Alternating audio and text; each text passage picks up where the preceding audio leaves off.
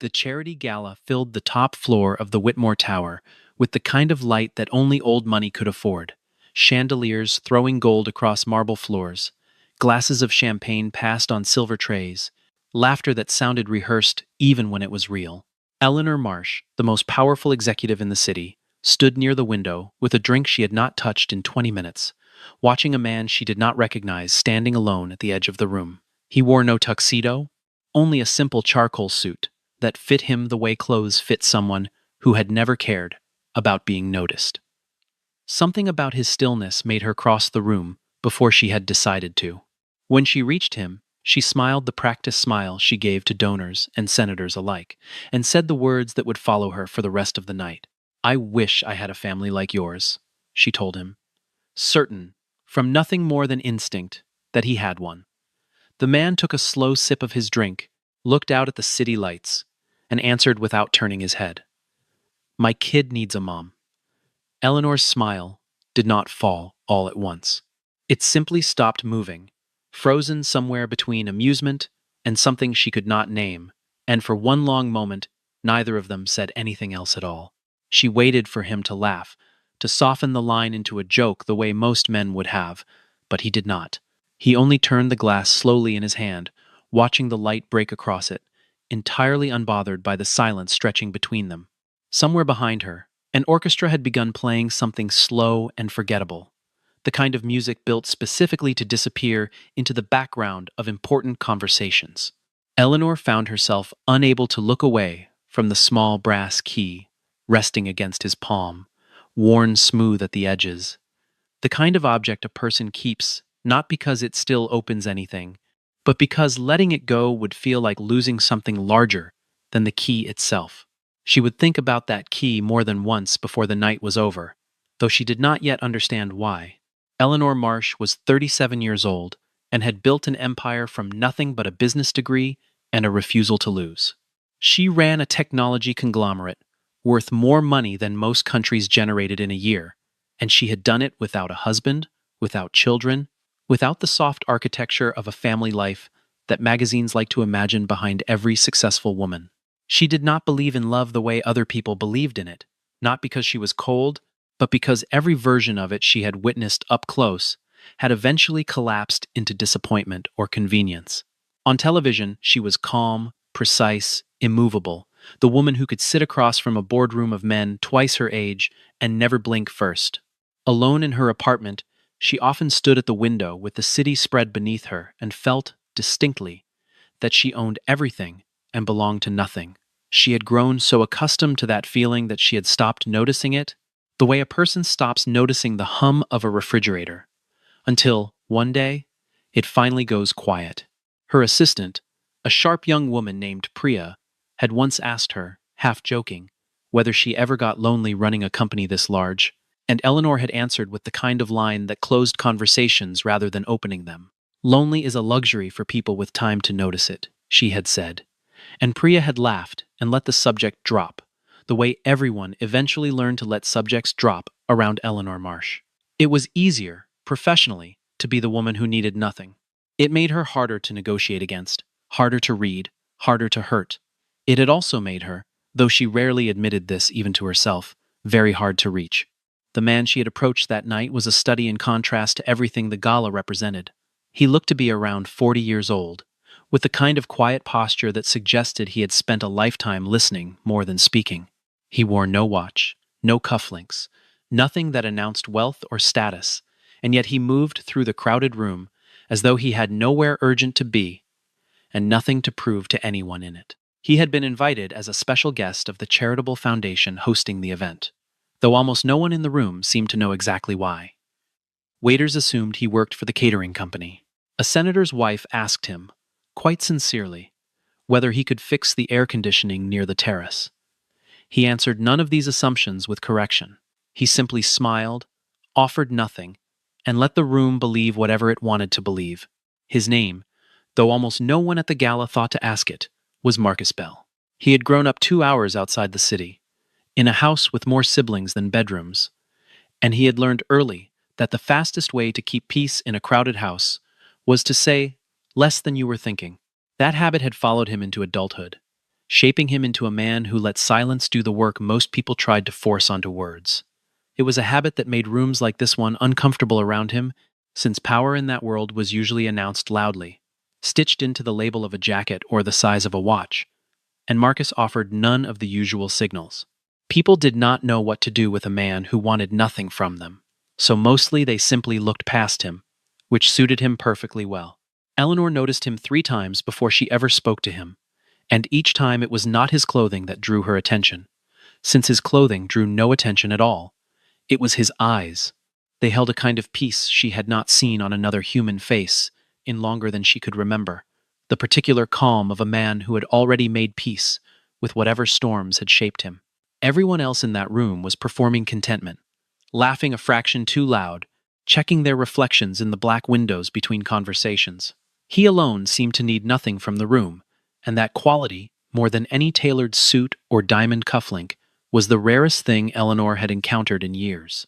By the time she crossed the room toward him, she told herself it was curiosity, the same instinct that had made her successful in business, an inability to leave an unsolved puzzle alone. She would later admit, though only to herself, that it had felt like something closer to hunger. "You're married, then," she said to him, not quite a question, more an assumption dressed as one. He shook his head slowly. "No," he answered. And something in the simplicity of the word made her frown slightly, because a man that settled, that calm, seemed to her like a man who had built a life around a wife and children he came home to every evening. "But you seem happy," she said, unable to keep the confusion out of her voice. He turned to look at her fully for the first time, and there was warmth in his expression. Not flirtation, something steadier than that. "I learned how to be grateful," he told her.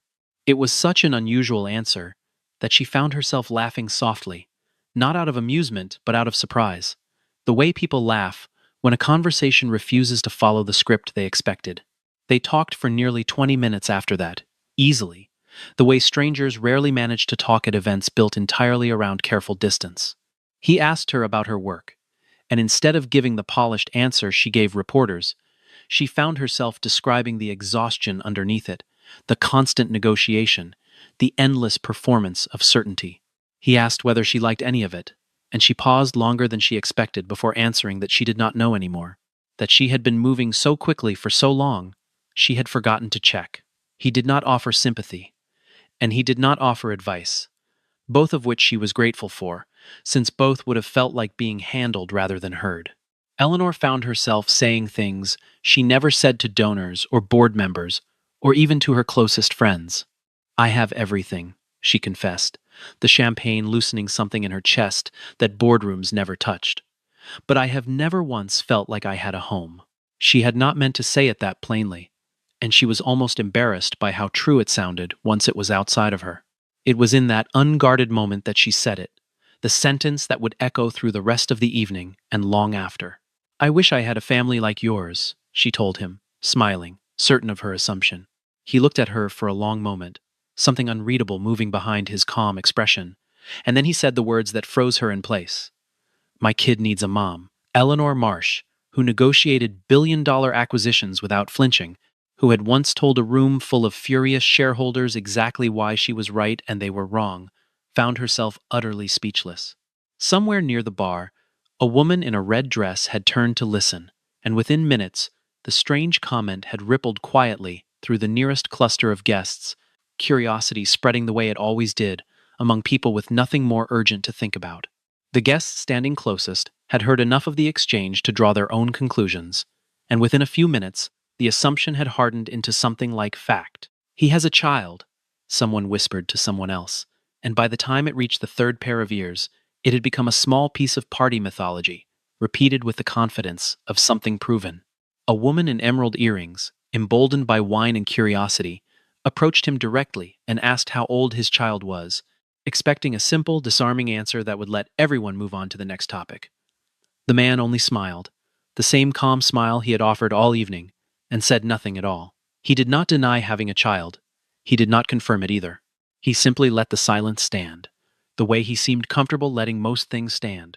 A second guest tried a different approach, asking whether the mother was somewhere at the event that evening, glancing around the room as though she might spot a woman standing awkwardly by the coat check, waiting to be claimed. Marcus only shook his head slightly, still smiling, still offering nothing that would either confirm or dismantle the story, now circulating among the crowd.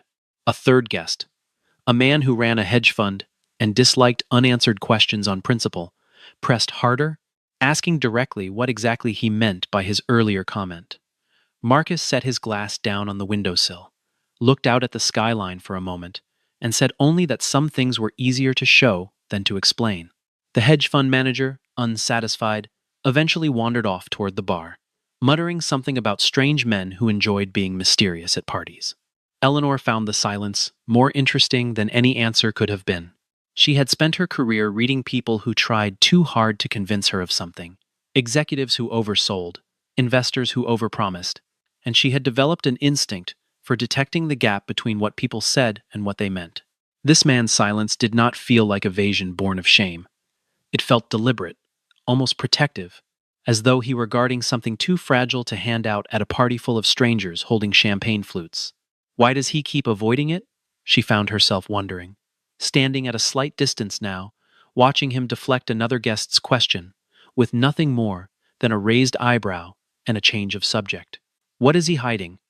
And why does it matter to me this much?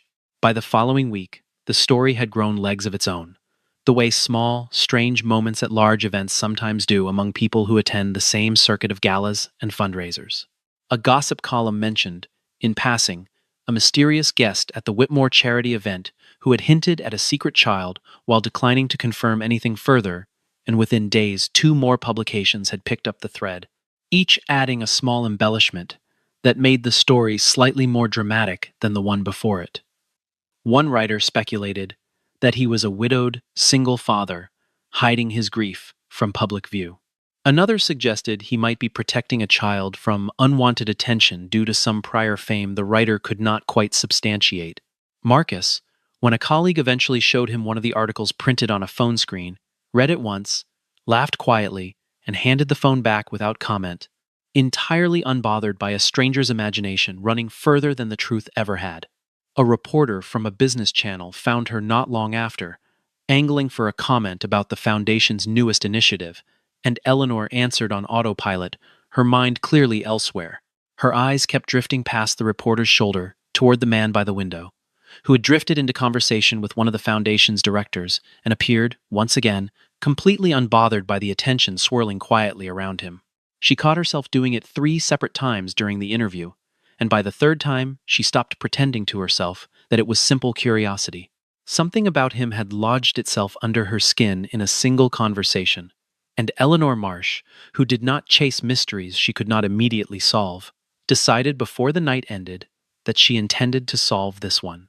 The following morning, before her first meeting had even begun, Eleanor asked her assistant to quietly gather information about the man from the gala, a request so uncharacteristic that Priya paused before agreeing to it. What came back over the following 2 days unsettled her more than she expected. There was no marriage certificate under his name, no record of a child, no custody filing, no divorce, nothing that matched the assumption an entire room full of wealthy strangers had built around one offhand sentence. There was no public scandal attached to him, no debt trailing his name through court records, no social profile broadcasting a curated version of his life for anyone to study. It was as if he had deliberately built a life meant to leave no visible footprint at all. What she did find was a small company, modest in scale, specializing in restoring old industrial buildings, warehouses, and factories that other developers considered too far gone to save. The financial records showed steady, unspectacular growth, nothing that would ever attract the attention of a woman who managed billions, and yet something about the company's internal culture caught her attention more than its balance sheet did. Every employee who had ever worked there remained on staff. Not one person had left in over 8 years, an anomaly so unusual in a competitive industry that Eleanor read the retention numbers twice, certain there had been some clerical error. There had been no error. People simply did not want to leave. Priya, reading over the same file, admitted she had never seen anything like it in 15 years of compiling background reports. Companies this small usually bled employees the moment a larger competitor offered better pay. And yet this one held on to every person who ever walked through its doors, without contracts, without unusual salaries, without any of the golden handcuffs corporations typically relied on. Something about the place kept people rooted there, in a way money alone never could. And that fact bothered Eleanor more than any red flag would have, because she did not know how to categorize a business that succeeded through loyalty instead of leverage. Eleanor decided, against the strong advice of her own instincts toward caution, to see the place for herself. The warehouse sat at the edge of an industrial district that most developers had long since abandoned, its brick exterior weathered but sound, nothing about it suggesting the kind of enterprise that produced loyalty this fierce. Inside, however, the space transformed entirely. Dozens of young engineers moved between workstations with an energy that Eleanor recognized from nowhere else in her professional life. Not the anxious productivity of people afraid of losing their jobs, but the focused enthusiasm of people who believed, completely, in what they were building. They called him boss, though not with the deference people offered a man who controlled their paychecks. They said it the way someone says a word they trust completely, easily, without hesitation. The way children say the name of a parent they have never once doubted.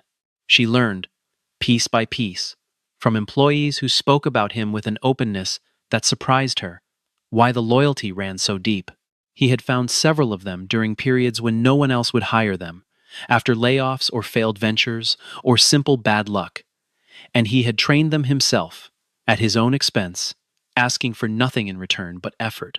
He had given a young woman named Rachel her first real position, after 2 years of rejection letters, teaching her metal fabrication with the patience of someone who had never once been in a hurry. He had done the same for a man named David, and for a young engineer named Samuel, and for at least a dozen others whose stories all followed the same quiet pattern. He had not built a company. He had built a place where people who had been discarded elsewhere finally felt like they belonged. Rachel, when Eleanor asked her directly why she had never once considered leaving for better pay elsewhere, thought about the question for a long moment before answering. She said that other places had hired her hands and ignored the rest of her, but Marcus had hired all of her, the parts that were still learning and the parts that were still afraid, and that kind of thing was difficult to walk away from once you had experienced it. David told a similar story, describing a period after his previous company folded, when he had applied to nearly 40 positions without a single response, until a warehouse in an unfashionable part of the city took a chance on him, for reasons he still could not fully explain. Samuel, the quietest of the three, only said that Marcus had a way of looking at unfinished things, whether metal or people, and seeing exactly what they could become instead of what they currently were. There was an older man, too, a former machinist named Walter, who had been forced into early retirement by a larger firm 3 years earlier, certain at the time that his working life had quietly ended. Marcus had hired him, not out of pity, but because the younger engineers needed someone who remembered mistakes the newer machines were only beginning to make, and Walter had spent every day since teaching a new generation the patience he had once been denied by an industry, eager to replace him with someone younger and cheaper.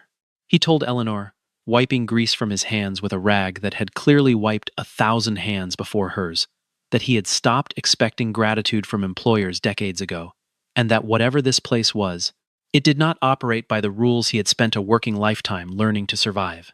Eleanor found herself returning to that sentence more than once in the days that followed, turning it over the way she turned over difficult contracts, searching for the trick hidden inside it, and finding, eventually, that there was none. Standing in the middle of that warehouse, surrounded by machines and half-finished prototypes and the low hum of people who loved their work, Eleanor understood something for the first time that no business school had ever taught her. Family, she realized, standing very still among the noise, does not require shared blood to be real. It only requires people willing to show up for each other when nothing forces them to. It took her 3 more visits to the warehouse before she finally asked him the question directly, standing near the same window where their first conversation had begun, though this window looked out over rusted rooftops instead of city lights. "Where is your child?" she asked him, no longer pretending the question was casual. He studied her for a moment, then turned and led her deeper into the building, past workstations and half-assembled frames, until they reached a corner of the warehouse she had not yet seen. There, beneath a canvas cover, sat a machine unlike anything else in the building, older than the surrounding equipment, clearly the object of far more attention and care than anything nearby. He pulled the canvas back slowly, almost reverently, revealing a prototype built from a decade of accumulated effort, its metal surface scarred with the marks of 1,000 adjustments and failures and second attempts. He ran his hand along its edge, the way another man might touch the shoulder of someone he loved. "This is my kid," he said quietly, and Eleanor felt the floor of her assumptions give way entirely beneath her. He explained, without embarrassment, that he had spent 10 years raising this machine the way other people raised children, feeding it attention and correction and belief long after anyone with sense would have abandoned the project. "I spent 10 years raising it," he told her, "and now it needs a mother. It needs someone who believes in it enough to help it grow into what it was always meant to become." He told her, standing beside the machine with his hand still resting on its cool metal frame, about the early years, when the prototype had failed so consistently that even his most patient engineers had quietly begun placing bets on when he would finally give up. He described nights spent alone in the warehouse long after everyone else had gone home, running the same tests over and over, adjusting a single variable at a time, refusing to believe that 10 years of failure meant the idea itself was wrong rather than simply unfinished. He spoke about it the way a parent speaks about a difficult child, with exhaustion threaded through affection, the particular tiredness of someone who has never once considered walking away as an option. Eleanor Marsh, who had negotiated with hostile boards and outmaneuvered rival executives without ever losing her composure, stood in that warehouse entirely unable to speak. It was later that same week, watching him turn a small brass key over in his fingers, while he explained a technical detail to one of his engineers, that Eleanor felt something shift into place in her memory, slow and unmistakable, like a lock finally finding the right key after years of resistance. She recognized that key. 10 years earlier, as a nervous intern barely out of school, she had been given an old brass key by a stranger she never learned the name of, a man who had appeared during the worst week of her professional life and quietly redirected the entire course of her career with a single piece of advice and a door he unlocked for her when every other door had been closed. He had vanished before she could properly thank him, refusing any credit, disappearing back into whatever life he had come from before she could even learn his name. She remembered that week with a clarity she had not accessed in years. The humiliation of a failed presentation, the quiet certainty that her career was ending before it had properly begun, and the stranger who had found her crying in an empty stairwell and told her, calmly, that failure this early only meant she had started before she was ready, not that she was unfit to continue. He had unlocked a storage room no one else had access to, retrieved a set of archived files that saved her project, and left before she could ask his name, pressing a small brass key into her palm as though it explained everything, though at the time it had explained nothing at all. She had kept that key in a drawer for 10 years, moving it from apartment to apartment, never quite able to throw it away, and never quite able to explain to anyone why it mattered. She had kept the memory of that man for a decade, a quiet debt she had never been able to repay, and now, standing in a dusty warehouse 10 years later, she understood with absolute certainty that the debt and the man had finally found each other again. It was him. It had always been him. The man who once redirected an anxious intern's entire future without asking for a single word of thanks was the same man now standing in front of a canvas-covered machine, asking a stranger at a party to believe in something she did not yet understand. He had changed the direction of her career once already, quietly, invisibly, and had never once mentioned it, not on the night they met, not in any of the conversations that followed, content to let the past remain exactly where he had left it.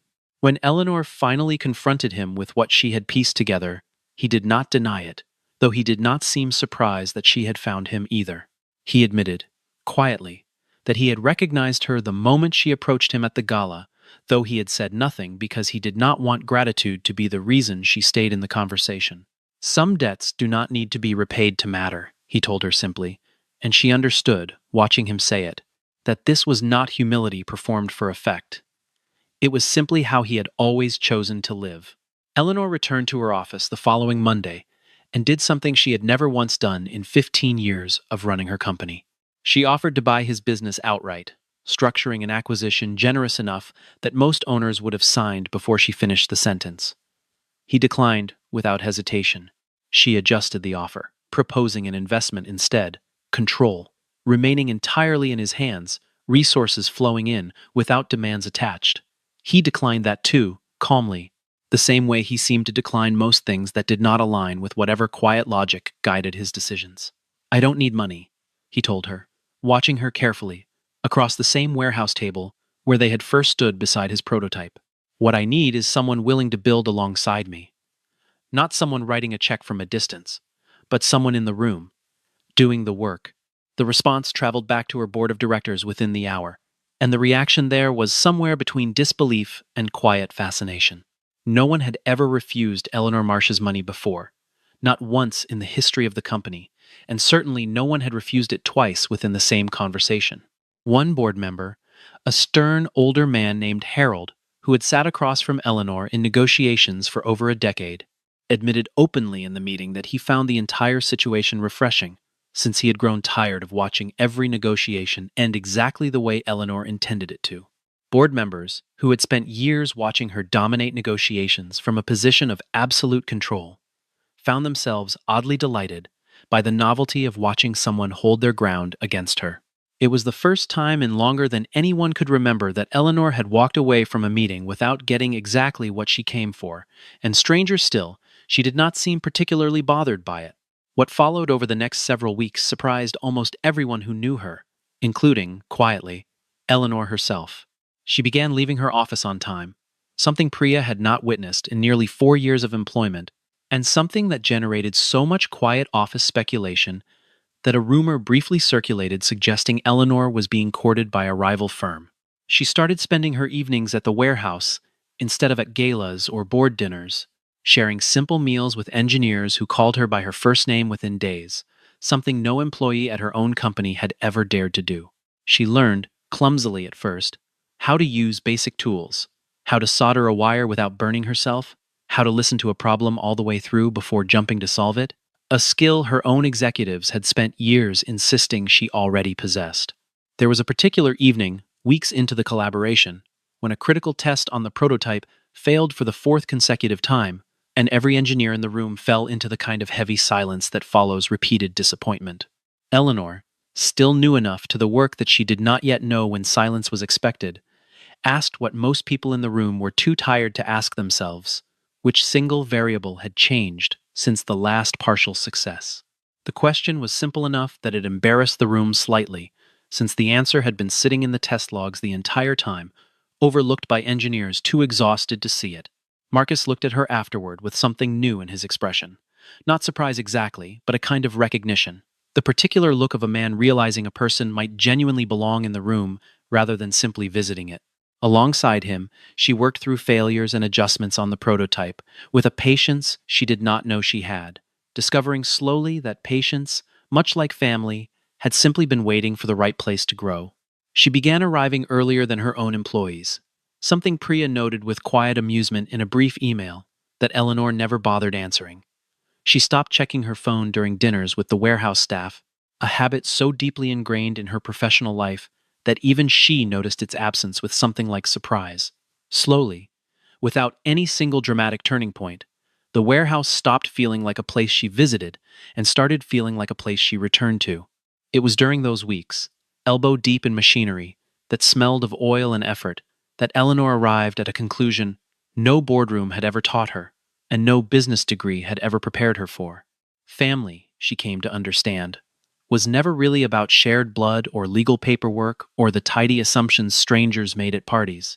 It was about people choosing, again and again, without being forced to keep showing up for each other. It was a warehouse full of engineers who called a stranger boss, with more affection than most people reserved for their own relatives. It was a decade-old machine cared for like a child by a man who asked for nothing in return but belief. It was, she realized one evening while watching him laugh quietly with a young engineer over a failed test run, the thing she had been missing every single day of her extraordinarily successful life. There were quieter moments too, evenings when the warehouse had emptied and only the two of them remained, sitting on overturned crates with cold coffee between them, talking about nothing important in the way people talk when they have finally stopped performing for each other. He told her, one such evening, about the brothers and sisters he had grown up crowded among, about a mother who worked 2 jobs and still found time to check homework at midnight, about the particular ache of watching a hardworking family never quite get ahead no matter how much they gave. Eleanor found herself telling him things she had never said aloud to anyone, about a childhood spent competing for a father's approval that never fully arrived, about building a company partly out of ambition and partly out of a stubborn need to prove she required nothing from anyone. Neither of them tried to fix what the other had shared. They simply sat with it, the cold coffee forgotten, the warehouse quiet around them.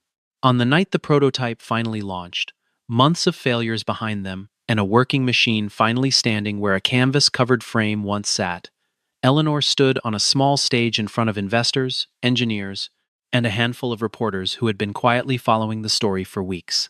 She told them about the night she met a stranger at a gala and mistook a machine for a child, and the room laughed warmly, the story already halfway to becoming legend, among people who loved a good origin story. She told them about the key, about the intern she had once been, about the decade it took her to recognize the man who had quietly redirected her entire future without ever asking to be thanked. That night, she said, smiling in a way her own board had rarely seen from her, he told me his kid needed a mother, and I thought he meant something entirely different than what he actually meant. I understand it now, she told the room, her voice steady, even as something warmer moved beneath it. It was never a child in the way I assumed. It was a dream, raised patiently for 10 years by a man who refused to give up on it, waiting only for someone willing to believe in it as completely as he did. She spoke about the engineers standing behind her, Rachel and David and Samuel, and a dozen others who had each been given a second chance no one else had offered them.